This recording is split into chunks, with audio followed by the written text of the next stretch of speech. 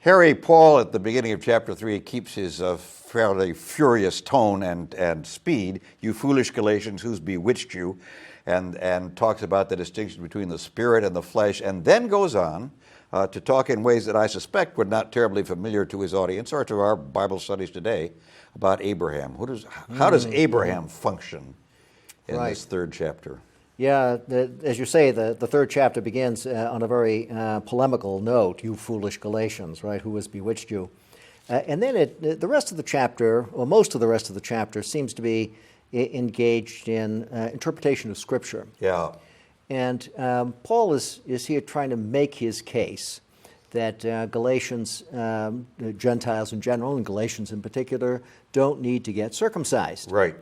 And his arguments from Scripture are not ones that are immediately transparent, or at least not all of them are immediately transparent to us, because he's using some conventions of scriptural interpretation from his day.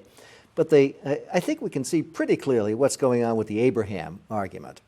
And basically he's giving us a retelling of the story of Abraham. And he's, in effect, saying, listen up when you read the story of Abraham in Genesis 13 through 18, and look at the sequence of things. Mm-hmm.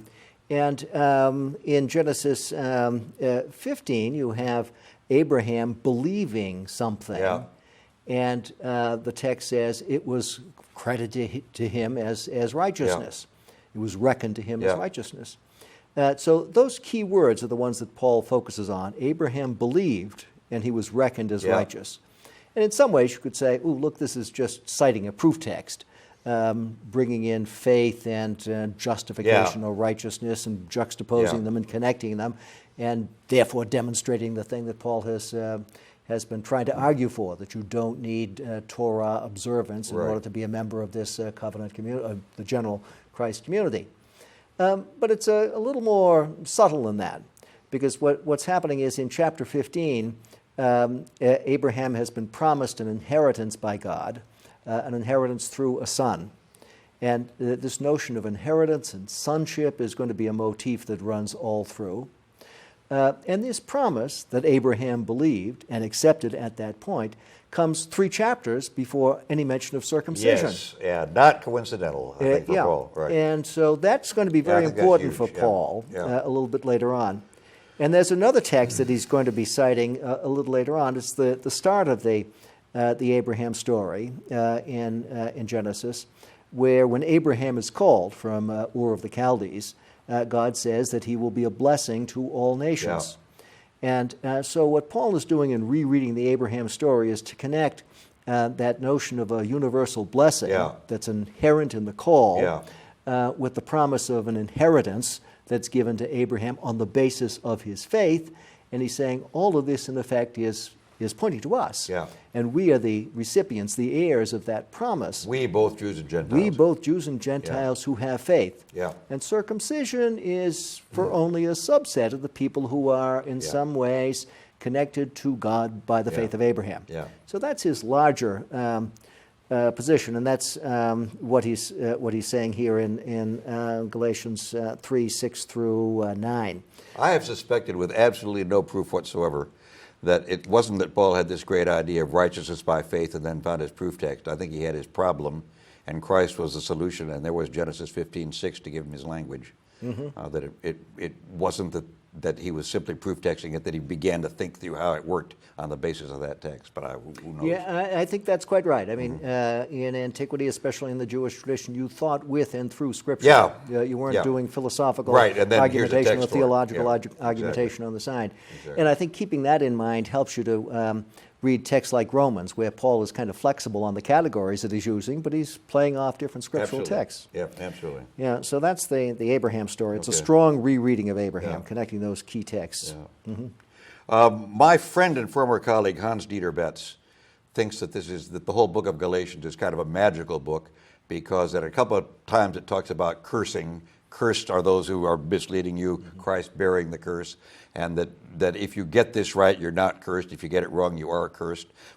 What's all this language about curse from our beloved sweet apostle? Yeah, it may be that there's a little bit of play on magical formulas here, but I think something else is going on in Galatians 3, 10 through 14, And at 14, he takes us back to the Abraham story. But before that, he's worried about the notion that if you don't abide by the works of the law, you are somehow going to be cursed. Yeah. And why would he worry about that? Well, because Deuteronomy says so. Right. Those who, but We're back that to the is, text. those who are Yep. part of Yep. the covenant community Yep. and who don't obey the laws of the covenant are going to be under a curse. Yeah. Says so in Deuteronomy. Well, what Paul does here is to do a little bit of playing with Scripture, analogous to what goes on in some kinds of rabbinic exegesis, where you detect antinomies or antitheses in Scripture. We detect laws that point in different Yeah. directions, and the question is, how do you reconcile Yeah. them? And so what Paul does here is to cite, right after citing the notion that anyone is cursed who doesn't observe and do all the things written in the book of the law, a text from prophet Habakkuk, the one who is righteous will live by faith, right. or the one who is righteous By by faith faith will will live. live, Right. however we want to translate that, but it connects life and faith. Faith, right. In a way that echoes... righteousness. And righteousness, in a way that echoes the Abraham story. Yeah. And so what Paul is saying here is, look, there are two different principles that are in our scriptural text. And to reinforce the difficulty or the tension between them, he cites another text that supports the first principle. This is in verse 12. Whoever does the works of the law will live by them. Yeah. So that seems to be directly contradicting the text from Habakkuk about living by faith. So the standard move in dealing with situations like this and interpreting Scripture would be to find another text that does the reconciliation. Okay. So I've got two conflicting texts. How do I solve it? I Right. find a third text. Right. You actually have three texts, Yeah, but two yeah, conflicting but principles. two conflicting principles, And you right. find another, Right. another text that's going to give you a way of solving it. Right. And so what Paul does is to take this text, little phrase, totally out of context from Deuteronomy. Yeah, That right. and the passage in Deuteronomy is stipulating that if someone is executed for a capital crime and is hung on a tree, you don't leave the body there overnight. Right. And it says in conclusion to that, and curses anyone who hangs on a tree. Yeah. So Paul takes that Right. out of context and says, Undaunted.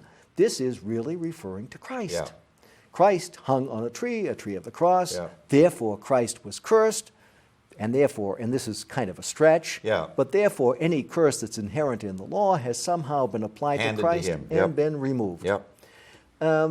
This is not an easy argument, and you can immediately start poking holes in Yeah. it from every side. But you can see at the level of this scriptural exercise Yeah. how it would work Yeah. once you assume certain things. That is, the death of Christ does have some sort of salvific effect, Yeah. however that works, Yeah. some sort of atoning effect, however that works. And Paul doesn't explain how that works. He assumes that people are going to know that. Yeah. And with that atonement comes the curse that's then eliminated for the rest of us. Yeah. Okay? In Romans, Paul will repeat many of the arguments about Abraham and the law and Right. faith. And he drops this one Yeah. because I think he realizes it's a Yeah. little too Yeah. hard to comprehend. One of the issues I find in trying to teach New Testament to first-year seminary students is they're trying to figure out which doctrine of the atonement Paul has in mind and then illustrates. I think it's much more he has texts he's working with under the fundamental assumption that what happened in the death of Christ was redemptive and salvific, but that he hasn't worked out his Anselmian doctrine of the atonement. I think that's quite right. Yeah, Yeah, yeah. there's no place in the New Testament except perhaps in the Epistle to the Hebrews where Yeah. there's some attempt to work out in some fashion how it is actually Yeah. that the atonement takes place. But that Christ's death was some sort of atoning sacrificial Yeah. act is widely accepted. Yeah, huge. Then we get into more information about what the purpose of the law is. So here we got Abraham. He's made righteous by faith, by his belief. This is way back at the beginning, and then we keep reading through the Torah, and by gosh, there comes the law. Why? God was doing so well. Why do we need this? Right. We have two things going on at the next stage of Paul's argument. One is a historical reflection. Okay. And so, as in looking at the sequence of the story of Abraham, Paul steps back and looks at the sequence of the whole of Israelite exactly, history and yeah. says, look, you have Abraham and the promise to him and Yeah. all of that taking place 400 years before the law Yeah. comes along. what about all those people who were there before you had Yep. a law? Were they not related to God in Exactly, some right. significant way? So that's probably one of the serious points that he's Yeah. making. But before he gets to that, he also makes kind of a facetious point. He says, if you go back to that text in Genesis 15 about a promise to the offspring of Yeah, Abraham, yeah. offspring is a singular Does noun. he know it's facetious? I think so. Okay, Again, good. this is the kind of thing you get in rabbinic exegesis. Yeah. I was at a panel once where there was one of our colleagues in the business, Jonathan Z. Smith, Yeah. who was making a variety of jokes about whatever text they were Yeah. doing, and someone got really annoyed at him and said, "Professor Smith, can't you ever do anything serious?" And he said, "In my tradition, Yeah. you do things serious by joking. joking." Yeah. Yes, That's very nice. and I think that's what's going on So here. I would love to think of Paul chuckling as he wrote that down. Yeah, yeah. So he says singular noun refers to a singular person. This must is the be word Christ. offspring. Yeah. Offspring, which can sound as if it were plural to us, but in the Singular Greek is singular. In Greek, right. Yeah. And he also does a little bit of a pun on covenant Yeah, and so how does that work? testament. Same word in Greek refers to a contract between two people who are living, Yeah. and to a testament, as in last will and testament. And so what we have here is in verses 17 and 18 a play on both of those senses of the Greek word diatheke. So what's the covenant to Abraham is really a testament that promises an inheritance to the people who are really the children of Abraham. Okay. And that is going to be the issue coming up. Who Who are are really the children of Abraham? Yeah, okay. Good. In the very last part of this chapter, we have this much disputed thing about the law being, the Greek word is pedagogos, the what, the guardian, the tutor? What does Yeah. Paul think the law's been doing in the time between Moses and Christ? Right. His image of the law here, it's based upon the social image of basically a slave who would bring children to their instructors. Yeah. The pedagogue is the one who leads a child, and it's usually a very low-class person, and you keep them in line. Yeah, okay. And that's what he says the law Aha. is for, for keeping us in line.